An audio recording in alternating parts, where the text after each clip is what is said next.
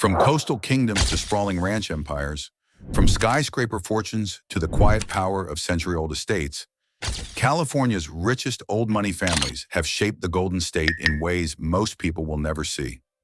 These are not overnight success stories. They're legacies built over generations, where wealth is guarded like treasure and an influence runs deeper than politics. In this video, we'll take you inside the lives, histories, and guarded worlds of the dynasties that still control California's land, culture, and economy. From owning entire neighborhoods to shaping cities, and from oil fortunes to fashion empires, each chapter reveals a different way old money holds its power. Stay with us as we count down from the 10th to the #1 richest family, then pull back the curtain to reveal the secret neighborhoods they live in and how they quietly battle the rise of new money. This is the California wealth you were never meant to see. In number 10 position we have the Athertons, a name that's not just tied to a family, but to one of the most exclusive towns in all of America. Drive through Atherton, California, and you'll notice something. Towering hedges guarding massive estates, streets so quiet you can hear the hum of a passing electric supercar, and an air of wealth that doesn't scream for attention, because it doesn't need to. This is where billionaires go to be invisible.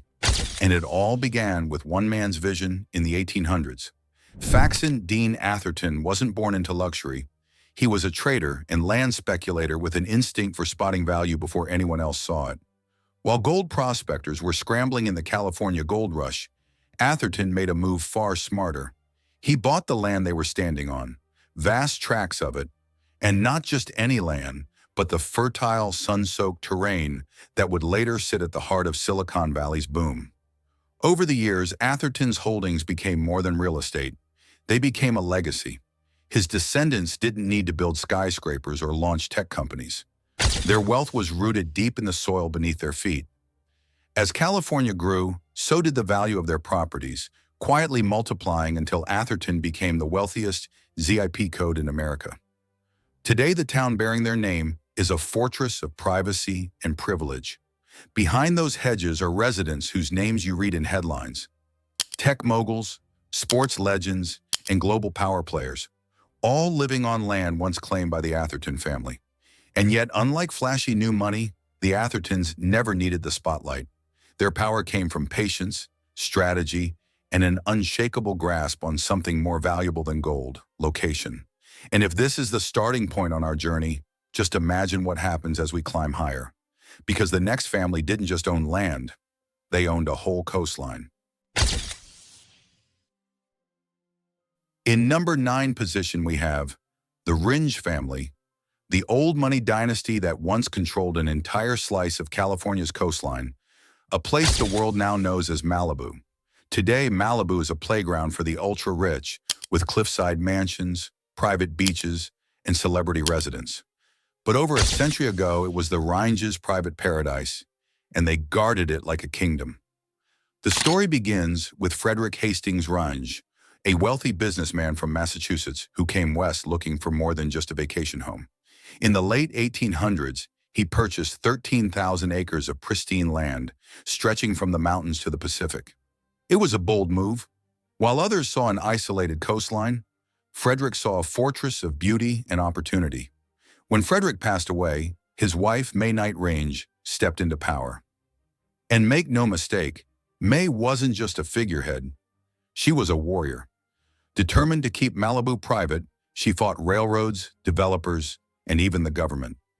At one point, she built her own small railway to control access, making it nearly impossible for outsiders to set foot on Rindge land without permission. Their determination was legendary. Every inch of Malibu's modern glamour, from the secluded coves to the multi-million-dollar estates, sits on a legacy of defiance, vision, and a refusal to surrender to outside pressure. The Rindges didn't just own property, they controlled who could even see it. Over time, legal battles and financial challenges chipped away at the family's empire, but their influence is woven into Malibu's identity. Today, that stretch of coastline remains one of the most expensive in the world, proof that the Rindges' dream of exclusivity has never truly faded. And if you think owning a coastline is impressive, wait until you meet the next family. Their fortune didn't just come from land, it came from feeding an entire nation. In number 8 position, we have the Boswell family, the agricultural giants whose empire grew so large, they became known as the Cotton Kings of California's Central Valley. While most old money dynasties were built on oil, railroads, or land speculation, the Boswells turned vast stretches of farmland into a money-making machine that fed millions and made them billionaires in the process. It all began with James Griffin Boswell, a young man from Georgia who saw opportunity in the fertile lands of California. Arriving in the early 20th century, he began buying property in the Tuller Lake Basin, a region blessed with rich soil and ideal growing conditions. Instead of farming like everyone else, Boswell approached agriculture as an industrial operation. His methods were bigger, faster, and more efficient than anything the state had seen before. By mid-century, the Boswell Company controlled tens of thousands of acres, producing cotton, grains, and other crops on a scale so massive it dwarfed other farms.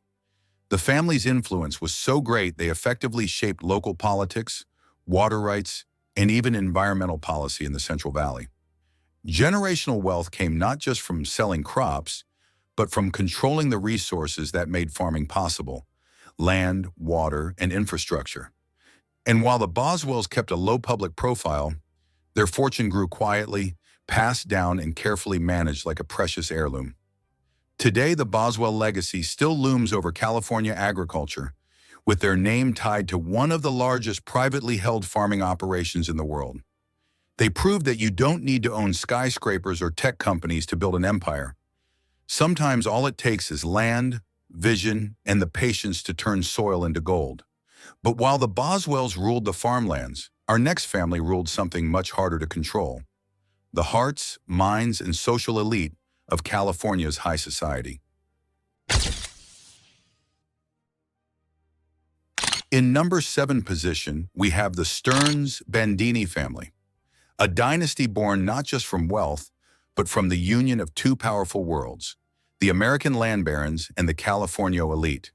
This is the story of Abel Stearns, a Massachusetts-born trader who arrived in California in the early 1800s, and Arcadia Bandini, a young woman from one of the wealthiest and most influential California families of the time. When Abel and Arcadia married in 1841, it wasn't just a love story, it was a merger of two fortunes. Stearns was already a shrewd businessman, acquiring massive ranches and real estate across Southern California. Arcadia brought not only land and wealth, but deep social influence, rooted in California's pre-statehood aristocracy. Together, they became a power couple unlike any the region had seen.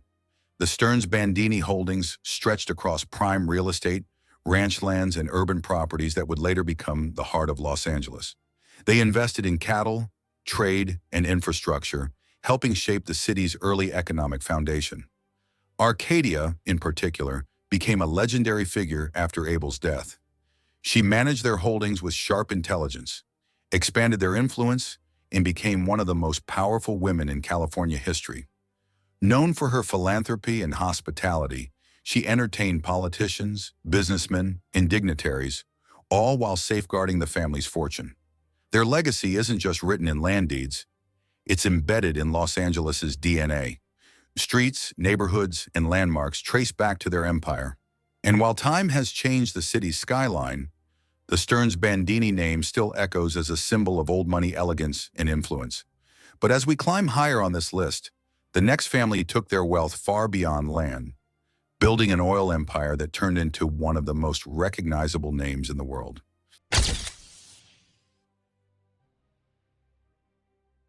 In number 6 position, we have the Getty family, the oil dynasty whose name became synonymous with both extreme wealth and world-class art. While the modern Getty legacy is tied to museums and philanthropy, it all began with one man's relentless pursuit of oil: J. Paul Getty. Born into a moderately wealthy family, Getty transformed his father's modest petroleum business into Getty Oil, one of the largest independent oil companies in the world. His approach was bold and often risky, snapping up oil rights in Saudi Arabia and Kuwait long before the Middle East's oil boom was in full swing.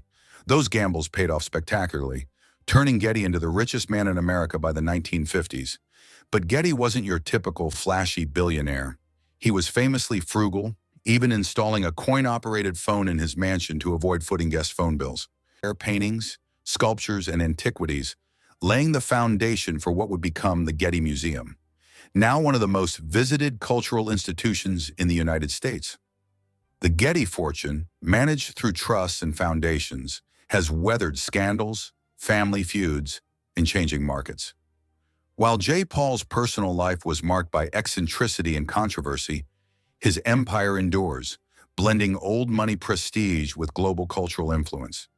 Today, the Getty name is etched in marble at the Getty Center and the Getty Villa, symbols of a fortune that reached far beyond oil wells. They prove that old money isn't just about keeping wealth. It's about turning it into a legacy that outlives you.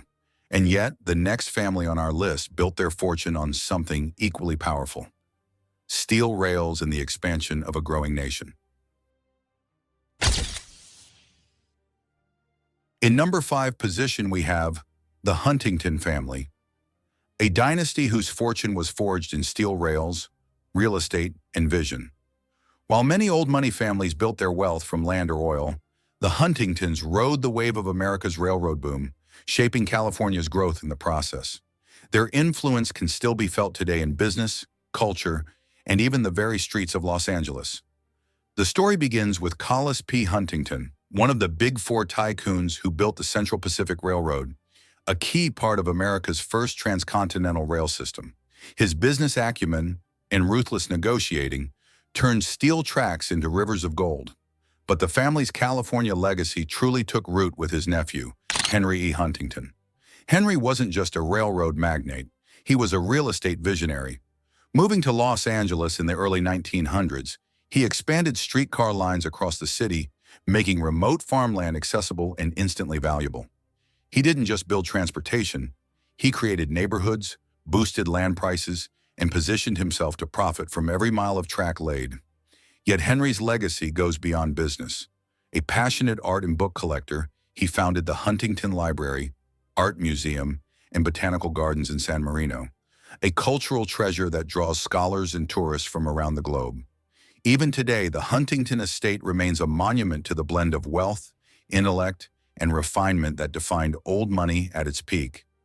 The Huntington fortune was built on a simple but powerful truth: control the rails, and you control the land they touch.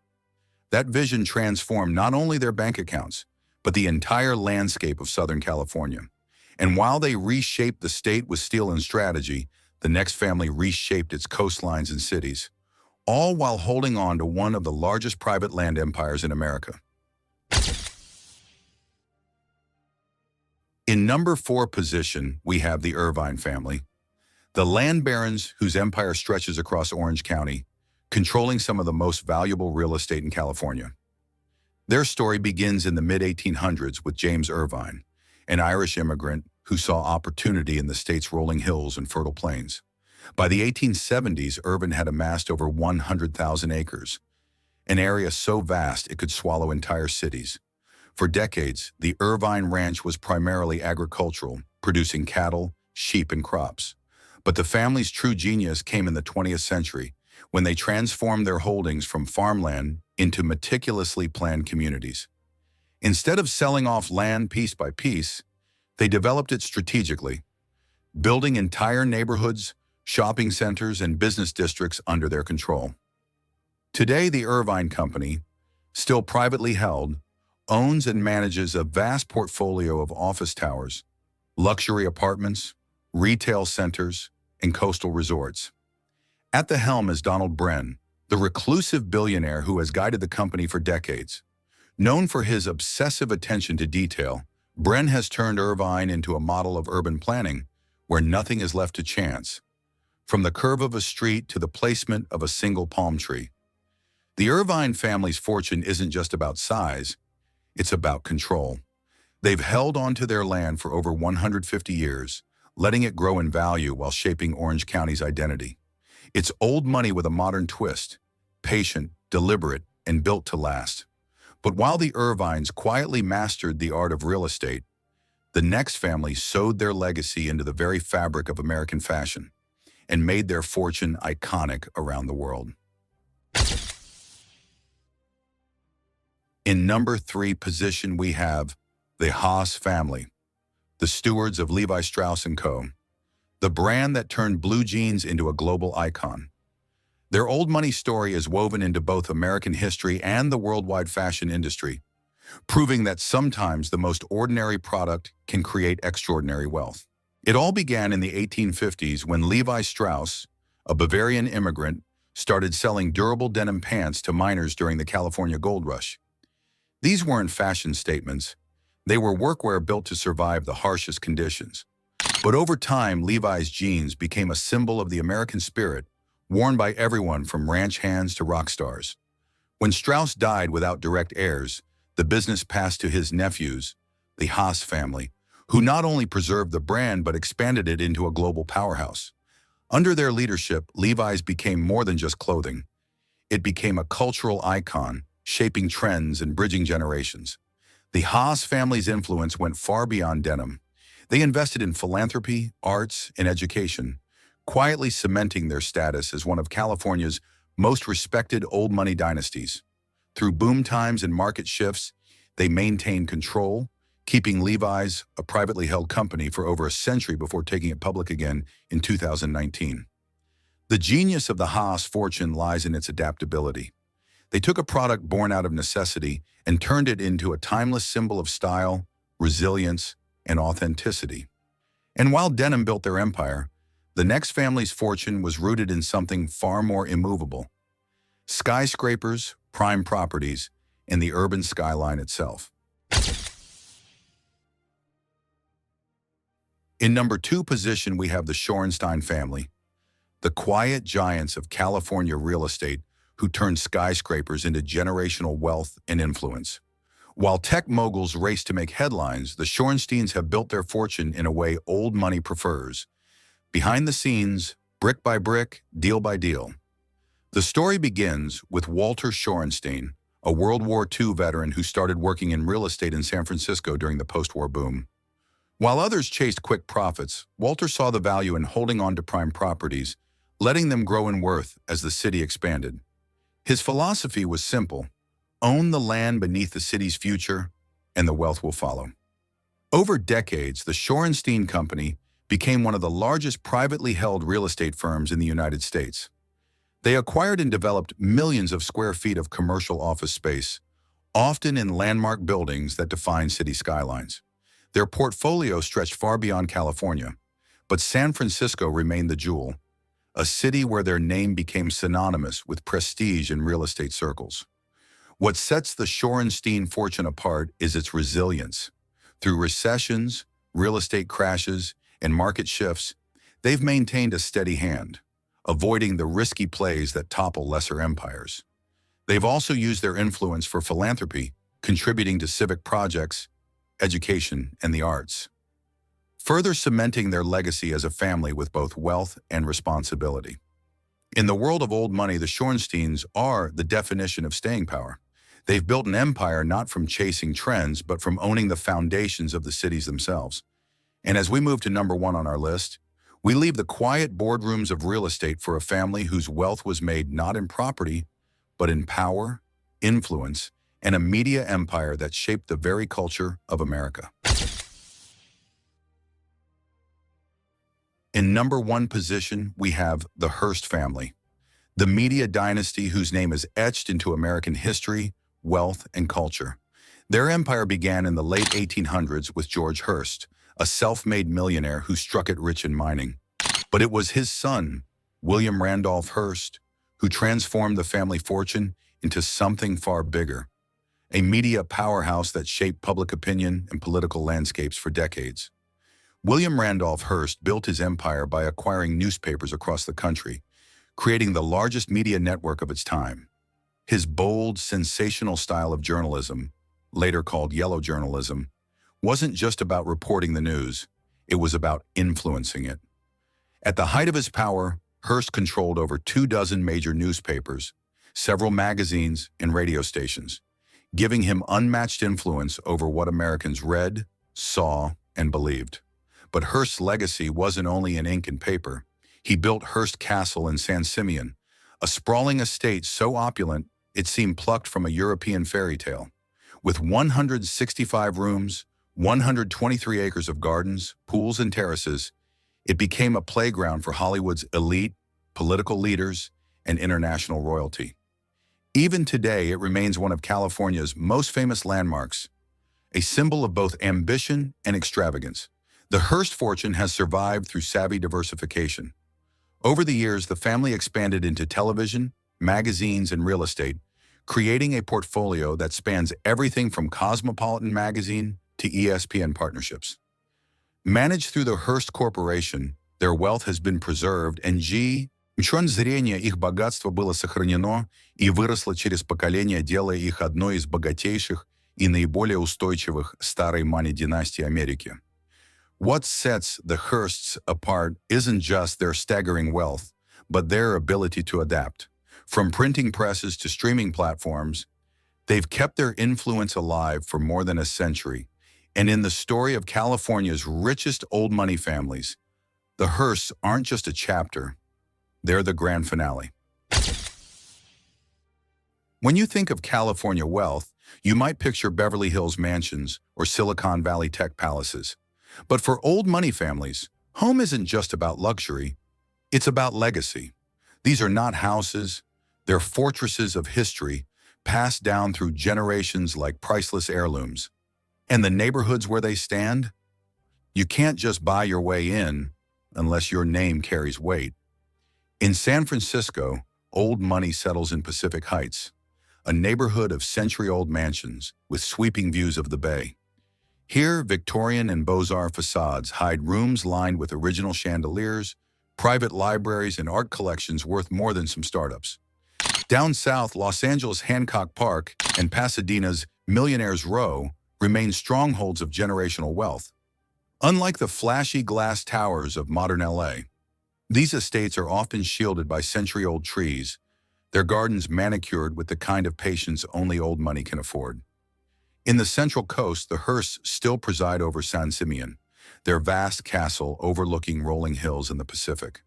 And in Orange County, the Irvines have shaped entire master-planned communities to reflect their family's vision, ensuring their influence is embedded in every street and building. These neighborhoods are more than addresses, they're living museums of power. Every gate, every hedge, every stone path whispers a story of a fortune that didn't appear overnight, but was built, guarded, and perfected over decades. For old money, location isn't just a status symbol, it's a statement. We were here before you, and we'll be here after you. California is the stage where two worlds of wealth collide, the polished elegance of old money and the bold flash of new money. They share the same state, but their lifestyles, values, and even the way they spend a dollar couldn't be more different. Old money, like the Hearsts, Irvines, or Rindges, is built on patience. Their wealth was earned decades, sometimes centuries ago, and their goal is preservation. You'll see them driving vintage Bentleys instead of the latest hypercar, wearing tailored suits over trendy streetwear, and investing in museums, libraries, and universities instead of splashy tech launches. Their power is quiet but deep, often hidden in trusts, real estate, and discreet political influence. New money, on the other hand, is Silicon Valley's calling card. Fortunes made in just a few years from companies like Facebook, Google, or Tesla. Their style is modern and loud, sprawling glass mansions, $300,000 supercars, and social media-ready lifestyles. They move fast, spend big, and embrace risk in ways old money finds reckless. The difference comes down to one word: time. Old money plays the long game, thinking in decades and generations. New money moves in quarters and market cycles. And while both have influence, only old money has the weight of history behind it. A quiet reminder that wealth doesn't just buy power, it can outlast entire eras. In California, the tension between these two worlds keeps the state's luxury landscape as dynamic as its sunsets. and ensures there's always another chapter to be written in the story of the rich.